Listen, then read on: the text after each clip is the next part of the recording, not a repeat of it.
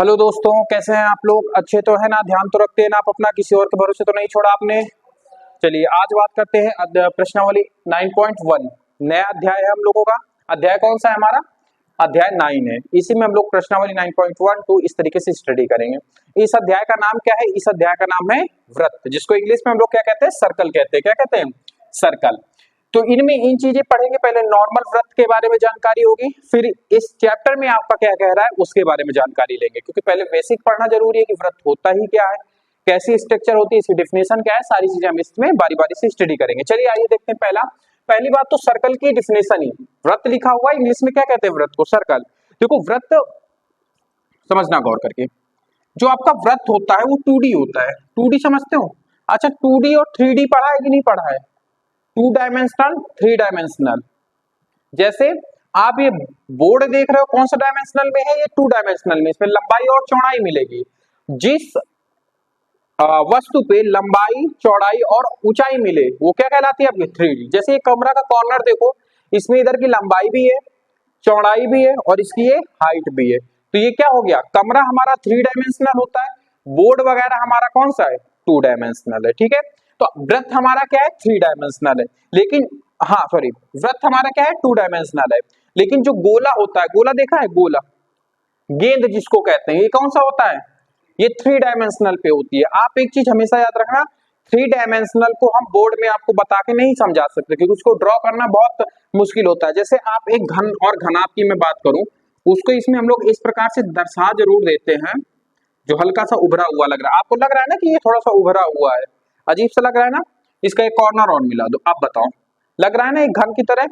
ठीक है, लेकिन इसको आप रियलिटी में अगर आप इसको देखोगे तो जितनी आपको ये बाहर सरफेस दिख रही है उतनी ही इसके अंदर भी सरफेस है। तो 3 डायमेंशनल को बता के नहीं समझाया जा सकता है। 3 डायमेंशनल 2 डायमेंशनल की अपेक्षा थोड़ा सा क्या हो जाता है? कठिन हो जाता है। तो आइए 2 डायमेंशनल वृत्त को समझते हैं। तो वृत्त की सबसे पहले परिभाषा को समझते हैं। देखो आपकी जो किताब में परिभाषा दी गई है वो थोड़ा सा कठिन भी है और आप कंफ्यूज भी हो जाओगे। ये परिभाषा मैंने अपने आप से बनाई है, सरल भी है, समझ में भी बढ़िया आएगी। क्या कहा है?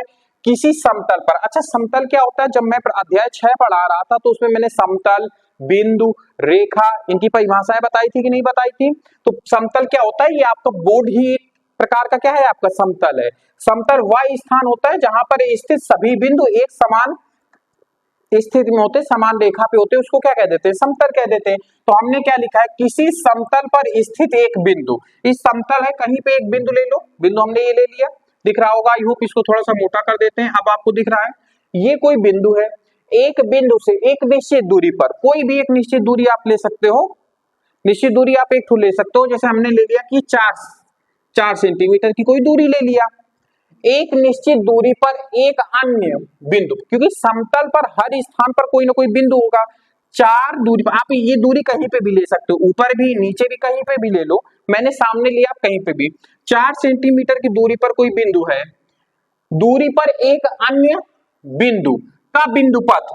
बिंदुपथ मतलब क्या होता है? बिंदु का पथ, बिंदु द्वारा चला गया। अब जैसे ये बिंदु है, दूरी आपकी क्या होनी चाहिए? मैंने क्या लिखा है? निश्चित दूरी। ये जो 4 सेंटीमीटर वाला बिंदु है ये 4 सेंटीमीटर ही रहेगा और इसका बिंदुपथ इस प्रकार से घूमेगा। बिंदुपथ जब इसकी दूरी समान रहेगी तो वो जहां से चला था वहीं आ जाएगा। तो ये जो स्ट्रक्चर बन के आता है इसी को हम लोग क्या कह देते हैं? वृत्त कह देते हैं। क्या कह देते हैं? वृत्त कह देते हैं। तो वृत्त की परिभाषा समझ में आई? क्या है? किसी समतल पर स्थित एक बिंदु से निश्चित दूरी पर एक अन्य बिंदु का बिंदुपथ क्या कहलाता है? आपका वृत्त कहलाता है। क्या कहलाता है? वृत्त कहलाता है। तो वृत्त की डेफिनेशन आपको समझ में आ गई? समझ में आई कि नहीं आई? चलिए अब वृत्त की जो टर्म्स होते हैं उनको देख लेते हैं। मैं यहाँ पे एक रफली वृत्त बना ले रहा हूं, ठीक है। आई होप ये वृत्त ही लग रहा होगा, नहीं भी लग रहा तो एडजस्ट कर लेना। मैंने कहा आप समझना गौर करके। पहले त्रिज्या की बात करते हैं। किसकी बात करते हैं? त्रिज्या की। तो मैं कुछ नाम वहां पे लिख रहा हूं। ये जो बिंदु का बिंदुपथ होता है इसको हम लोग परिधि बोल देते हैं। क्या बोल देते हैं? परिधि बोल देते हैं। क्या बोल देते हैं? परिधि बोल देते हैं। क्या बोलते हैं? परिधि बोलते हैं। समझना गौर करके। तो त्रिज्या क्या होती है? केंद्र से परिधि तक की दूरी क्या कहलाती है? आपकी त्रिज्या कहलाती है। तो क्या लिखोगे? अच्छा, वृत्त का केंद्र कौन सा होता है? तो वृत्त का केंद्र होता है जो हमने पहले माना था ना बिंदु, पहले जो सबसे पहले समतल पर एक बिंदु माना था ना, ये वाला बिंदु। तो जो पहला बिंदु होता है उसी को हम लोग क्या कह देते हैं? केंद्र कह देते हैं। क्या कह देते हैं? केंद्र कह देते हैं। ठीक है, त्रिज्या क्या होती है? वृत्त के केंद्र से परिधि तक की दूरी क्या कहलाती है? आपकी त्रिज्या कहलाती है। क्या यहां तक बात समझ में? कि मतलब वृत्त के केंद्र से परिधि तक की, अब वृत्त का केंद्र भी निश्चित है, परिधि भी उसकी निश्चित है, तो ये भी लाइन हो सकती है आपकी, ये भी हो सकती है, ये भी हो सकती है, ये भी हो सकती है, ये भी हो सकती है। ये सारी आपकी क्या है? सभी आपकी त्रिज्याएं हैं। सभी क्या है? त्रिज्याएं हैं। समझ में आया ना आपको त्रिज्या? अब बात करते हैं जीवा के। तो जीवा क्या होती है समझना। जीवा होती है परिधि के एक छोर से या एक बिंदु से परिधि के दूसरे बिंदु को मिलाने वाली रेखा क्या कहलाती है? परिधि कहलाती है। जीवा कहलाती है। क्या कहलाती है? जीवा कहलाती है। मतलब वृत्त की परिधि में एक बिंदु से दूसरे बिंदु तक की दूरी क्या कहलाती है? जीवा कहलाती है।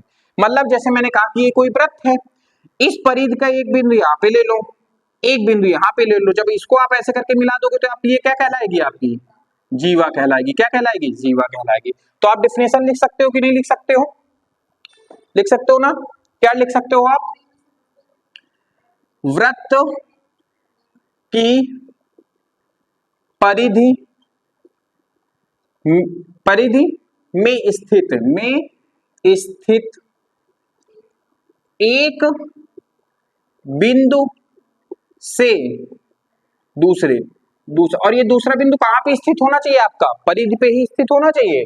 एक बिंदु से दूसरे बिंदु तक की दूरी, बिंदु तक की दूरी क्या कहलाती है? आपकी दूरी जीवा कहलाती है। जीवा कहलाती है। नहीं समझ में आया आपको? मतलब आप यहां से कोई एक बिंदु है यहां पर, तो ये भी आपकी क्या कहलाएगी? एक जीवा कहलाएगी। तो इस प्रकार से जितनी भी आप अनलिमिटेड खींच सकते हो, अनंत रेखाएं इस तरीके से खींची जा सकती हैं। ठीक है, चलो अब व्यास की परिभाषा, तो व्यास को लास्ट में लिखते हैं, पहले परिधि की बात कर लेते हैं। परिधि क्या होती है? तो परिधि आपकी होती है दूसरे, अब यही परिभाषा से मैं सब निकाल के लिख रहा हूं, दूसरे बिंदु का बिंदु पथ क्या कहलाता है? बिंदु पथ क्या कहलाता है? आपका परिधि कहलाता है। परिधि दूसरे बिंदु का बिंदु पथ, जो भी वो पथ चल के गया है, बिंदु पथ की माप क्या कहलाती है? परिधि कहलाती है। परिधि कहलाती है।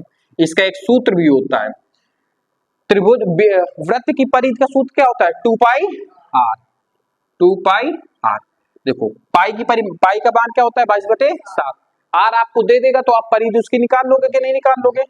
ठीक है, चलो क्षेत्रफल क्या होता है? वृत्त द्वारा घेरा गया एरिया ही क्या कहलाता है? आपका क्षेत्र। जैसे वृत्त कितना एरिया घेर रहा है, तो इतना एरिया घेर रहा है, तो इसके द्वारा घेरा गया स्थान ही क्या कहलाता है? वृत्त का क्षेत्रफल कहलाता है। तो आप क्या लिखोगे? वृत्त द्वारा घेरा गया स्थान क्या कहलाता है? स्थान वृत्त का क्षेत्रफल कहलाता है। बात समझ में आई? क्षेत्रफल का सूत्र क्या होता है? पाई आर स्क्वायर। ठीक है, यहां तक बात समझ में आई आपको? अब हमने नोट लिखा था और व्यास की परिभाषा, अच्छा हमने क्या लिखी थी? व्यास की परिभाषा नहीं लिखी थी, तो नोट बाद में लिखते हैं, पहले व्यास की परिभाषा को देख लेते हैं कि व्यास क्या होता है। व्यास, तो व्यास क्या होता है समझना बात गौर से। वृत्त की सबसे बड़ी जीवा क्या कहलाती है? आपकी व्यास कहलाती है। मतलब नहीं समझा? अब ये बहुत भर गया है, छोटा सा वृत्त बना रहा हूं, उसे समझा। अच्छा, वृत्त का सबसे बड़ा व्यास कौन सा होगा? सबसे बड़ा जीवा कौन सी होगी? सबसे बड़ी जीवा नहीं, वह जीवा जो वृत्त के केंद्र से होके जाएगी वही सबसे बड़ी जीवा कहलाएगी, और यही सबसे बड़ी जीवा आपकी व्यास कहलाती है। तो यहीं पे आपको लिखना है वृत्त की सबसे बड़ी जीवा। अब कोष्टक में क्या लिखोगे? वह जीवा जो वृत्त से वह जीवा जो केंद्र से होके जाए, केंद्र से होकर जाए। ठीक है, तो वृत्त की सबसे बड़ी जीवा क्या कहलाती है? व्यास कहलाती है, व्यास कहलाती है। और उसको हमने कोष्टक में क्या लिखा? सबसे बड़ी जीवा क्या होती है? वह जीवा जो केंद्र से होके जाए। अब ये ऐसे भी जा सकती है और ऐसे भी जा सकती है और ऐसे भी जा सकती है, ऐसे भी जा सकती है। मतलब वह जीवा जो वृत्त के केंद्र से होके जाती है क्या कहलाती है? आपकी व्यास कहलाती है। ठीक है, तो समझ में आ गया। मुझे नोट में यही लिखाना था कि वृत्त की सबसे बड़ी जीवा ही व्यास होती है, या फिर वृत्त की सबसे बड़ी जीवा कौन सी होती है? तो वृत्त की सबसे बड़ी जीवा वह जीवा होती है जो केंद्र से होके जाए। यही नोट में लिखवाना था, मैंने यहाँ पे लिख दिया है कोष्टक में, तो नोट नहीं लिखवा रहा हूँ। ठीक है, तो ये सारे टर्म जानने के बाद आपको यह चैप्टर बेहतरीन समझ में आएगा। तो आपको आई होप ये समझ में आया होगा मेरे हिसाब से, अच्छे से आ गया ना? कोई बहुत बड़ी चीज नहीं, छोटे से ही सुनते आए होगे। ठीक है, नोट कर लो, फिर इसके बाद प्रश्नावली शुरू करते हैं। नोट कर लो।